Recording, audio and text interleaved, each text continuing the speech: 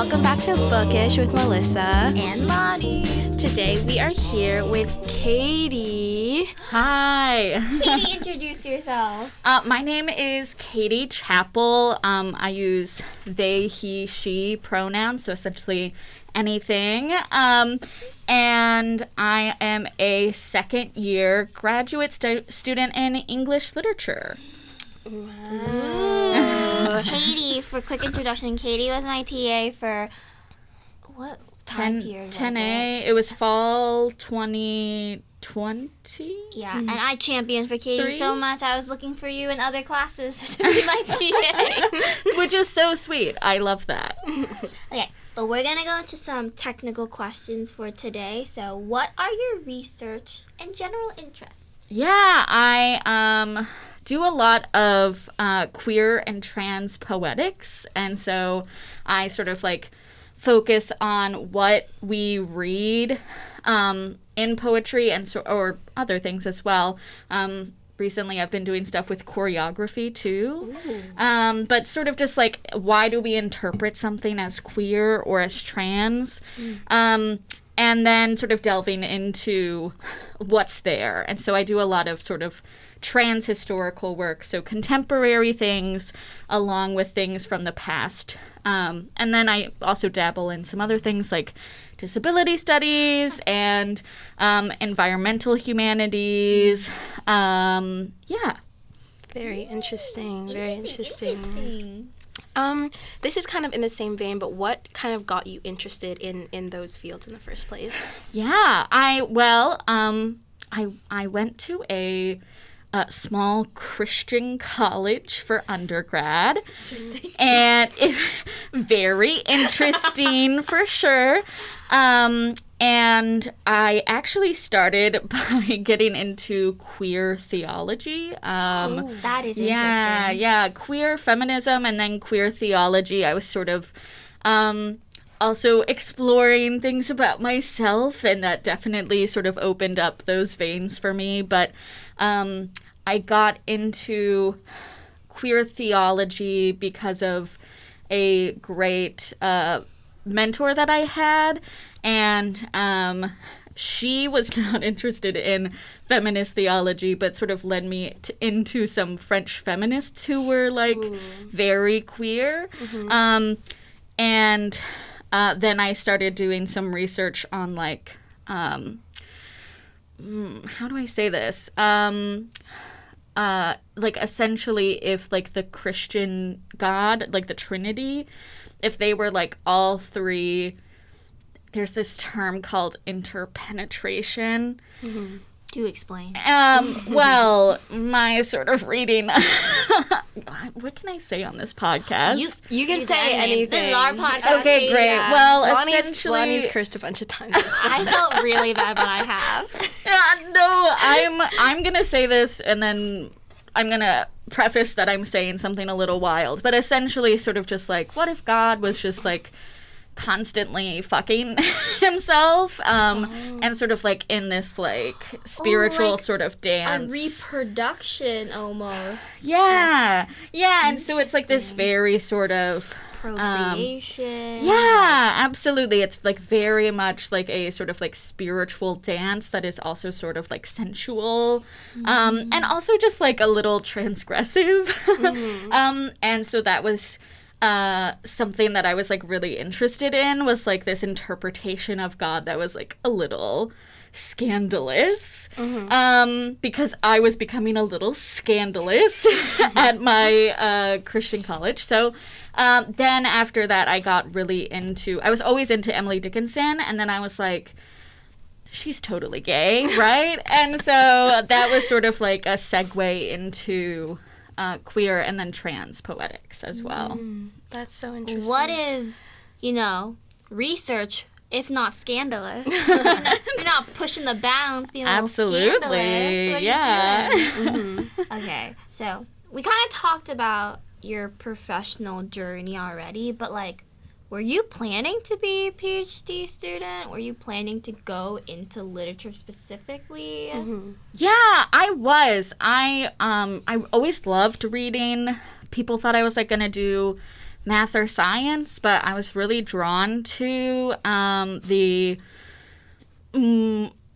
emotions and like something that I thought would sort of like have a broader impact. And the impact that I sort of wanted to have was on especially teaching, I think. And so I always loved reading. I loved being a student. And so I wanted to keep doing those things. Now also I think I've sort of taken a focus where I can do those things as well as sort of like emphasize teaching and the sort of like community impacts that come along with teaching as well. So having a community impact was always something that I really wanted to do, along with doing research and reading, whatever sort of that looked like. Essentially, I was just like, I want to read for a living. How do I do that? So that was sort of my goal. Yeah. Mm-hmm. Interesting. How do you then marry, like, you know, your interest in theology or what was before? Like feminist, like, theory, queer theory. How does that marry into, like, teaching? So, like, what's your objective when you teach? And then what's your kind of objective when you start going into, like, theory and whatnot? Yeah, totally. So actually, it's kind of really similar. So one of the things that I was doing in my feminist research, like this idea of God, was that it was based around mutuality and reciprocity. So like this equal relationship, like a give and take. And that's sort of like how I base my classrooms. I emphasize mutual engagement is like sort of the term that I call it, but I actually co-create my syllabus with my students these days. So at the very first class period, I give them a few categories of things like late policy. And so the students create their late policy. And then I just sort of like put together the different ideas that they have. And then we make an agreement. And they have input in our due dates and our different policies, or if they want us to do something differently, they have the option to offer up that feedback and sort of like mold the class into something that they want it to be. And some classes are sort of like more into that than others. It is a little weird, a little experimental, but it's also very sort of like feedback driven and small group discussion driven.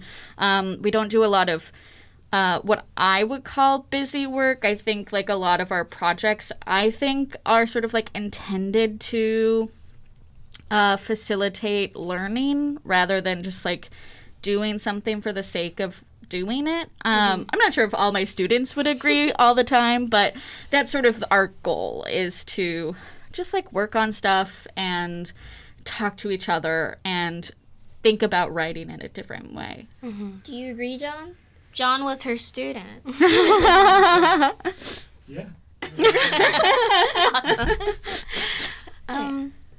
And I guess this is pivoting a little bit, but about the broader sense of like grad school and, you know, applying. What was that process like for you? Because I know, especially a lot of literature students, you know, grad school is a very possible path for them. So how was that kind of for you, the application process? Yeah, absolutely. It was really hard for me. My last year of undergrad, I was at this Christian college deciding that I wanted to study queer literature. And I had very supportive professors who were like very encouraging. And I applied to 10 different programs, which is like, it's also expensive. Applying to grad school, you know, like if you can get your application fees waived, absolutely do that. But, you know, if you have funding for something like the GRE, get that, because it's so expensive. You had to take the GRE when you were applying to grad school, yes, right? you do have to. And for some of the colleges I applied to, I had to also take the literature GRE, which is just awful. Just truly, a nightmare. And so I ended up only getting into one program, which was at CU Boulder. So I did that for my master's. I think also it helps if you're like, I don't know, wanting to study queer theology, that you have actually studied queer theory sometimes. For me, I know that was also, I was saying that I wanted to study queer theology in literature programs. And so that was sort of, I wasn't quite sure what I wanted to do yet at the time. And so my research interests were a little bit fuzzy, and I needed to learn some stuff about myself and about some like how all of my interests sort of like came into being, and what it was that I really wanted to study before I could actually get into that.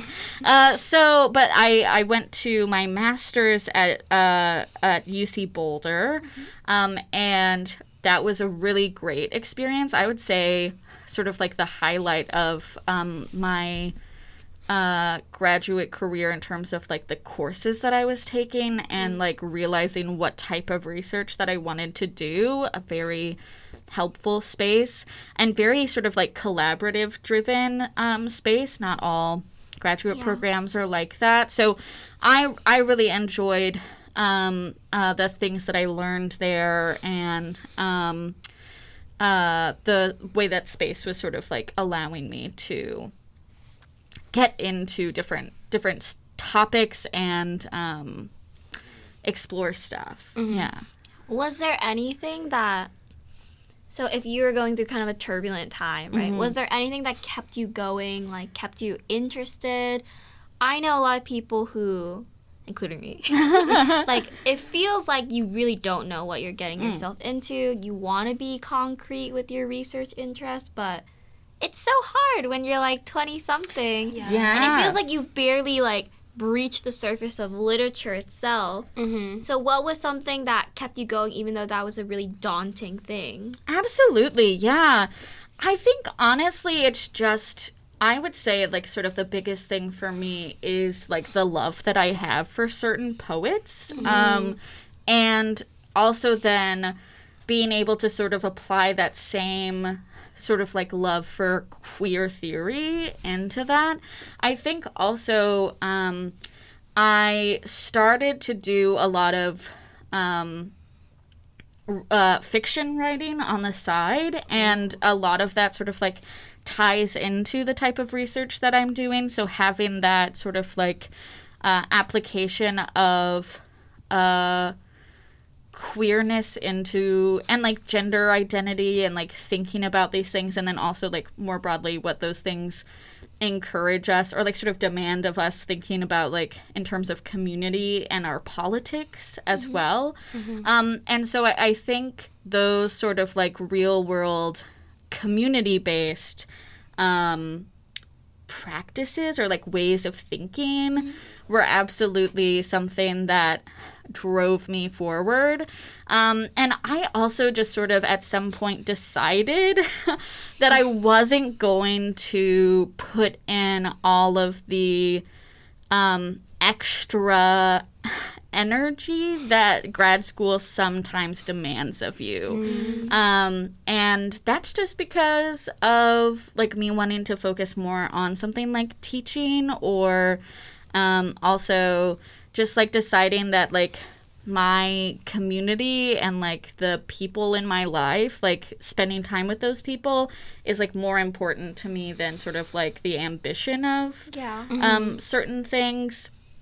Not that those are bad. I just sort of like that personally, my research in this space is more that like I could be doing other things that I think are a little bit more important broadly than just like writing about like Emily Dickinson is so gay, which I do like to do, but that I think that like that could be more helpful in a classroom where I'm talking about like what is queerness in the past and what is it in the present, and how do those things sort of like mesh up, and what can we learn from comparing them.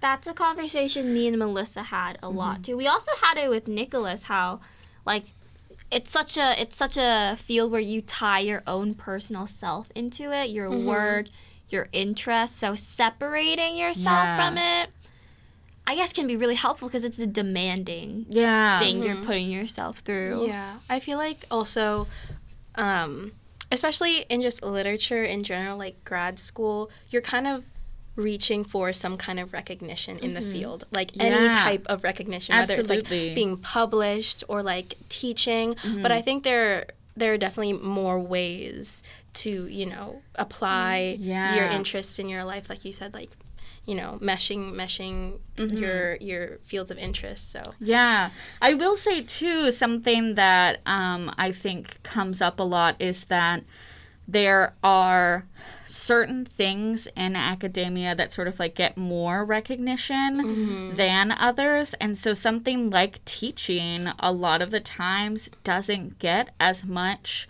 sort of like that paradoxical kind of. Yeah, absolutely, which is wild because I think it's like one of the most important, if not the most important aspect of like research and academia is that emphasis on teaching, or at least, you know, that's what I personally think. Because there's also a lot of like really important research happening that has like a lot of like real world impacts. But there is also just sort of like this lack of recognition for certain work, like certain archival work. And I think this is especially true of like marginalized identities, especially for like there are certain expectations put on women or people of color, especially women of color, to like do certain types of labor within the academy that like don't get recognized. Or like they're sort of like expected, even just like by students, whether or not intentional, just like feeling more inclined to go to office hours or something like that.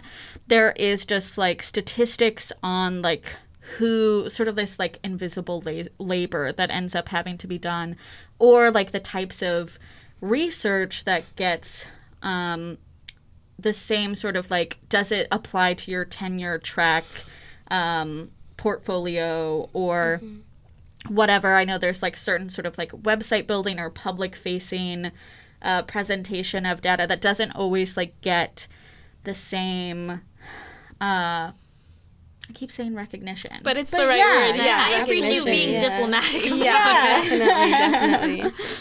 Then tell me, what is your favorite thing about grad school then? Because I assume I feel like you want to market yourself, right? Like as someone who studies this corpus of something. But like, are there any pros to that? Like personally, academically, what do you get fulfilled from being in a system like this? Absolutely. For me, I mean, I mentioned, right, like I wanted a career where I could just read all day. And I do that, which sometimes also is obnoxious, especially if you're not choosing what you have to read.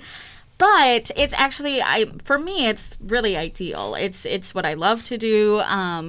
Even when it's something that I don't like reading as much, I'd rather be doing that than, whatever. But, so I really do enjoy that. And I also do enjoy just, like, being able to, like, write about the things that I enjoy.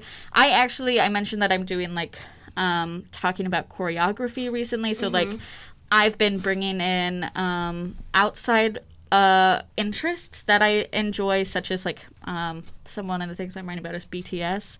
So like interesting. Yeah, so incorporating some of those things into my research is another way that I do sort of like a lot of like pop culture type analysis. That's really fun and interesting to me. So relevant. Yeah, so absolutely. applicable to a lot of things. Yeah, and it's one of those things too that I think sort of like ties together this like approach of like what are we learning about ourselves and the world by applying these two things to each other. So like talking about Emily Dickinson and Jimin of BTS in the same breath, like global culture. Yeah, absolutely. So just like why would I do that, sort of like whatever. It's really fun to like be able to tie those sort of like interests together, or also like doing queer theory, but then also being able to like write queer fiction on the side is also you know, like those things sort of Sure, it's helpful. inform. Yeah. You feel so smart. Yeah, totally. And also it's like you get to take some of the fun from these things. But there's also, you know, a lot of opportunity here at UC Davis especially to be interdisciplinary in a way that I really appreciate. And so like allowing for my sort of like random interests that all sort of like coalesce in this weird sort of like trans historical perspective. And yeah, that's really nice that it's nice to have like be allowed to do that and take some like unique approaches to stuff. Definitely. That's Love so to cool. hear about That's so it. cool. This interview is way too short for us to Yeah. hound Katie. Yeah. Everything about your research, but I have a fun question have that some I fun really want to get questions. to. I'm very I have excited to- for these. Okay. We asked Nicholas what was like his wildest grad student story, and he started telling us about like, have you gotten any crazy like excuses for absences? Oh, But like anything else, like anything that surprised you as like working with undergrads or other like people in your cohort, you know? Yeah, that's really interesting. Anything you want to tell us. Yeah, I've got to be. Or you can I've got to tell be us. thoughtful about this. Let's see what. I think this isn't necessarily wild. I think something that's interesting is that because I'm a very sort of like flexible instructor, which is something that I like and, you know, I like to do. I have sort of just like I have some like policies about attendance that are like a little bit flexible or something, but I think it's sort of funny because students might, you know, when students lie. Do you know what's like? I just think it's funny when like students will email me like an absence that is like an obvious lie that sometimes happens, and I never, it doesn't bother me. Have you gotten one though that you're like, this is a lie, but then it was true? Like they came back, it was like true. You know, I'm not sure. I've never, because I never have tried to. I don't Confirm it. Yeah, I just say thanks for letting me know. Like that's all I really care about is like I've also had students. I've had a student tell me like my mom really wants me to stay home for trick or treat so I can hand out candy. Oh, that's kind of endearing. Yeah, I was like, sure, thanks for letting me know. Like, my policy is just, like, to tell me, like, why you're going to be absent. And, like, I mean, if that were, like, constantly happening, it would be an issue. But, you know, I try to, like, make my classes flexible, like, for a reason. But I then also just, like, have students that I'm like, it's okay. Like, we could. Like, you just need a break. Yeah, you don't need to go you don't this need hard. to like make an elaborate lie. To be Yeah, like, you know, I understand what you mean. No, we like hearing about this because Yeah. it's like TAs are like adults in our Yeah, eyes. they like you guys are on like a different Like, level level. almost. So it's funny when we hear this because you guys are like, I was there. Yeah. I know. Like, I've lied to a professor about why I was absent. I am not. Yeah, I Yeah. understand. Yeah. all right, Melissa, you can ask this, but I can explain it. Okay. John, I cannot wait till John answers this question. I never Okay. tell John these parts. That's fun very questions. fun. I want his raw answer. So you mentioned that one of your interests is environmental humanities. Yes. And Lonnie has told me that you're very interested in oceans. Yes. I've told Melissa this like many Yes, times. many Yeah, times. me and Elijah, who you Yes. should also have on the pod. Yeah, we're gonna be sending out emails soon. Yeah, they're my buddy. They're Okay. my yeah. Elijah. Elijah. Interested. Yeah. So the question is, very important question, what marine life would you trust with your bank account? If you have to pick an oceanic animal, creature of folklore, etc., to write a biography about, what would it be? Because, let me explain. Let me Yeah. annotate this question. Annotate it. I love it. Because, okay, my answer for the bank account one is like an octopus. Oh. Actually, I don't know because The 8 are, you know. yeah, I think an octopus. would be smart with my bank account. At least if it steals my money. I would never say like a porpoise or anything. They're way too smart, and they're kind of like bottlenose dolphins are bullies. Yeah. But for the biography, it goes in with like who's a trustworthy marine animal. Are you saying to write a biography about you, or that No, you're about writing? the animal. Like say like the octopus. Like not like the not that the animal will write it about me. I'm gonna write about an animal. But then I started thinking about like, okay, what if about like a selkie? You know what I'm saying? Oh, yeah. That's a marine animal, and I would love marine folklore. Yeah, I would love to write a biography. Wouldn't you think the life of like a gigantic squid would be so interesting to interview them about? Absolutely. I thought about these answers. Oh, do tell. Okay, Do so tell, please. for my bank account, I decided on a crab. Which also, now thinking about it, you were talking about the arms. Maybe actually the pincers, like maybe that would be bad. Maybe that would be like... No, because Is who that is the good a most grip? famous crab that loves money? Exactly. Mr. Crab. That was Oh, I my was gonna say inspiration. The crab in Moana. Oh, What? that's funny too. Moana, the yeah. big like, Oh, Yeah, shit. yeah. Yeah, okay. and he's like greedy. Yeah, absolutely.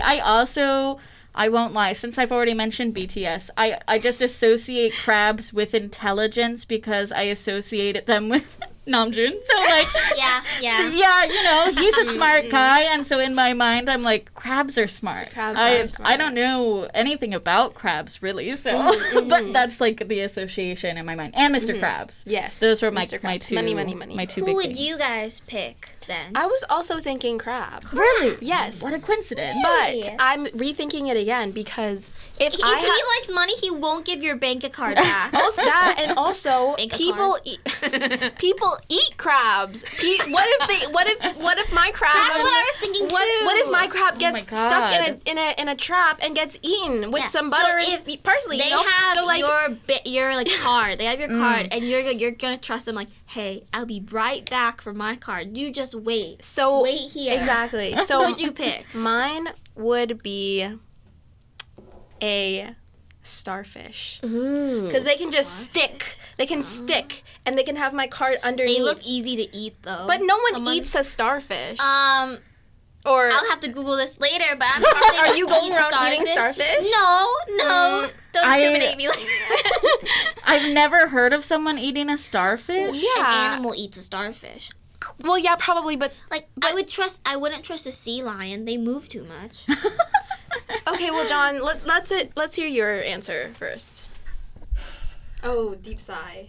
I'd say like a deep sea creature. Like I'd say like something that Like I'd a say sperm whale. blobfish? I'd say sperm whale. Wow. good. Yeah. 'Cause they don't come up often. No one eats them. Yeah, They're They're like really a bolt. They're just gentle giants, you know. that's true. Whales I are think- smart too. Yeah, whales are very interesting. The thing is, I couldn't be able to get my money though because like they're like You'd they're have- I don't know what's it called. They're I Echolocation. guess it's echo. They're so like the way they Sonar? communicate with each other. Yeah. Apparently, like if you dive with a sperm whale, they do it so loud and such high decibels that it ruins your body. Like you can only dive Whoa. with it so Really? loud. Well, just wait until they come up. Just Well, that's the start- thing though. Like if I don't be in there for like one. I couldn't like advise. They couldn't advise me on my bank account because I wouldn't be able to. Okay, but biography, guys. What would be your biography? What would you write a biography about? Because I was thinking like ocean animals. First of all, favorite kind of animals because they're cute and they're yummy.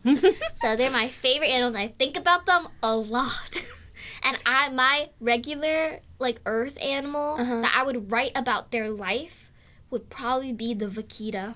What is a vaquita? It's this small like dolphin that is endangered. I think they might be extinct now. Did you say a land animal? No, it's an oceanic animal. Oh, okay. Because I love oceans. Got it. Oh, very fun. Yes, yes. Lonnie was a dolphin girl when Yeah. she was I young. was too. Oh, this makes And sense, it's Katie. tragic. It's tragic to is, find out that they're mean. mean. They're Yeah. not that They're mean, but the nice. vaquita is very small. It's only Okay. like 4 feet long. I'm gonna have to look into this. Yeah, they live in the Gulf of Mexico, I believe, and they're endangered not because people catch them, but because the fish that they eat get caught, and they get caught in the nets.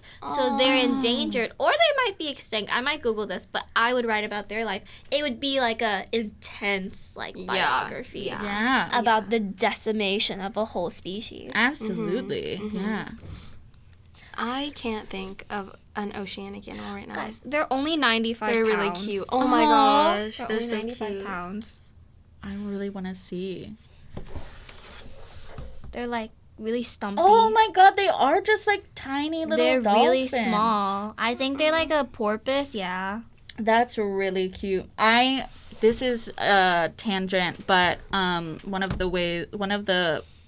met my girlfriend online, and one of the first things that they heard me say is that I sang Baby Beluga to them as like a voice note, as like a lullaby to sing them to sleep. Baby beluga. So Baby Beluga is now one of our songs. Oh, that's so That's a good song. Yeah, right? It's so fun. And they love aquariums. So we go to aquariums every time. I love aquariums. Yeah, all the time for all of our anniversaries and I stuff. feel like so like tyrannical when I'm at an aquarium. Pressed up against the glass. I feel like that one postmodern story where it's like he's looking through the glass and he becomes the axolotl. Yeah. I'm talking about. No, I've never read that. shoot. It's a story. I forgot. Is it who. called the axolotl? Yes. Yeah, It's I like a also can't Latin think of the American Yeah. author, and he becomes the axolotl, and I Yeah. feel like that, but with like Nemo. Yeah, I was gonna say the girl from Nemo. Yeah, that's what I was thinking the girl of. from Nemo. That's horrible. Crap bagging up what's fish. her name? It's like I don't know. I don't even know. I don't know. That brings me back to my retainer days. Well, who would you write about? I mean, what animal? It could also be a creature of folklore, because I was thinking of like the Loch Ness monster. I was thinking of Loch Ness. Oh, that's fun. Yeah. Absolutely. But Selkies, that would be my second I was choice. thinking siren. Yeah. Oh, that's good. Yeah. Odyssey. Yeah, so exactly. good. I just think it's really interesting. Yeah. There's like a lot of stuff about gender and sexuality, which I like. Yeah. Mm-hmm. Not to steal your idea, but I think that would also be mine. We can Selkies? share We it. could share. Selkies Yeah. are so cool. Yeah, for sure. so Selkies are also a cool. great idea. Like Yeah. climbing out of their own skin. I made a syllabus for gender, like studying gender and sexuality on the sea. So there's like a section on pirates, and there's also a section on mermaids. So I think Oh, I that forgot would about be mermaids. fun. Yeah. Yeah. Isn't it a whole thing where it's like mermaids are like the nice and then like sirens are like the ones that kill you and stuff? I think Yeah, there's like a but differentiation. They used to have like Mermaid Week on, I forgot what it was, like National Geographic or like something. Animal Planet. I would always watch it. And Yes. they had like theory videos Yeah. on like the Yeah. aquatic ape theory. They would have the thing where it's like, oh, like footage from like a submarine, Yeah. and it would be like a hand, like, Like a a web hand, like, hand. yeah. Yeah. like slamming on the glass window. Yeah. What would be yours, Deep John? dive. Biography? Yeah, Yeah. you can say a real animal. Yeah, I don't know much about folklore of the oceans. That's Which okay. is weird because my dad was a sailor. Oh, really? Oh yeah, he was in a submarine. Yeah, he was in a submarine. He told us about this. don't But I'd pick a cuttlefish. Oh, that's That's such so a good good. choice. They're so like Cuttlefish. ancient looking. They're so much Yeah. fun. Yeah. Yeah. They're like the cute The versions. biography would just be like nothing. Like they don't Biography would think. just it being. I'd imagine the biography of it just constantly thinking like I'm a cuttlefish. I'm a cuttlefish. That's really It's a really fun. cute animal to talk about. Yeah. I think maybe also like maybe like a phytoplankton. Mm. Yeah, what's it? Yeah. What is it like to be like on the Drifting. lowest? level Also, of the like food I would chain? never the one animal I would not do though is a jellyfish because they don't have like They don't brains. have I brains, think but phytoplankton. are like baby jellyfish. I thought they were. Also, they would get eaten by whales. We're getting too well, into Fido is the green ones, I think. Oh. Wait, I'm not sure I don't- anymore. I'm I good. took I'm marine not sure. biology in high school, Me guys, too. and that would have been my occupation if I wasn't terrified of Oh my going into the gosh. sea. Literally same. Really? Yeah, like Yeah. I don't want to go into the ocean. That's No, not. that someone freaks me else's out home so turf. bad. Yeah. And I'm not about to be like Mhm. swimming with sharks. No, it freaks me out that I'm pretty sure the percentage has like risen, but like when I first heard of it, it was like we only know like 5% of the ocean, so we know more about space than we do our own oceans. You know what's you They know, just discovered a new ocean. I don't know. Oh, I shouldn't talk about this. I don't know the details.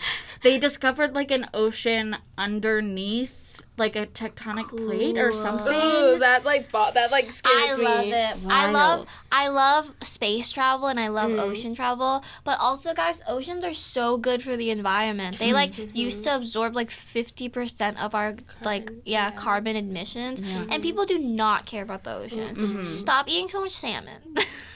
Yeah. It's a big problem. It's the like fishing industry, the way of catching fish. Yeah, is and a- they also a do problem. like bottom dredging Yes, or something exactly. where they just drag things through the sand, Right. which is horrible. It's like a little kid with Legos. Mm-hmm. It's horrible. Yeah. Yeah. Okay, but we like to do shout outs at the end of our podcast. So shout out anything. Shout out a It can be food a thing, brand, God. a person, anything. an Well, idea. You A know what? book? I'm gonna shout out a book because Ooh. I think one of the questions that you had mentioned I remembered was about maybe asking about a book, and I thought about like what academic book would I recommend, and so since I've already thought of it, and it also feels relevant to our conversations, it's called Filipino Cross Currents. And I should have looked up this like information beforehand to make sure I had it right. I think the last name is Fajardo, but it is such a good book. It's like an examination of tomboy masculinities. So it's like sort of this different way of thinking about gender and sexuality that like the author sort of like digs into and then uses like the cross current. So it's like a maritime exploration. So it's like talking about people working on maritime travel, doing like specific labor for like fishing, like big fishing ships or whatever you call them. And like the social relationships that are developed between these like tomboys who like are not just lesbians, are not just like trans masculine, but like identify in this like maybe sort of like third or like fourth space even, like something beyond just like both or neither, but you know, something like that's a little bit more complex, of like an identity rather than just gender or just sexuality, and the ways that like they socialize with the like cis men, a lot of the time cis het men that are like on the ships as well. And so like sort of exploring the social dynamics of that and like what we learn about masculinity from that exploration, as well as like all of the other like things happening aboard the ships of like labor and race as well. So highly recommend. I think it's really interesting. Yeah, and it really shapes a lot of like my ways about thinking about identity. One of those things too that we like think back to, like, how did Emily Dickinson think about her sexuality? Like, gosh, because she wasn't using like the same terms exactly like, that we have. So it's like a real best friend. It's just a real way of like changing the way that like opening up new ways of thinking about like what the terms we use are and how that connects to like how other people may have understood themselves in the past and what that means about like humanity beyond those things. Like, how do we relate to each other and why? That's such a good recommendation. Yes. Definitely check it out. Check it out, everyone. Yes. Any other shout outs? Jennifer? Or? No. Shout out Katie. Shout out Katie. Thank you Shout so out much for coming on to our Yeah, podcast. absolutely. Yeah. Okay. We like to sign off. Yeah, we'd like to sign off by saying, and remember, guys, stay bookish. John, you do it with us too because we didn't put you in the intro. Yeah. Do I do it too? Yeah. Okay. So I'll say, and remember, everyone, and then everyone says, stay bookish. Okay, got it. Okay. And remember, everyone, Stay bookish. Okay, bye.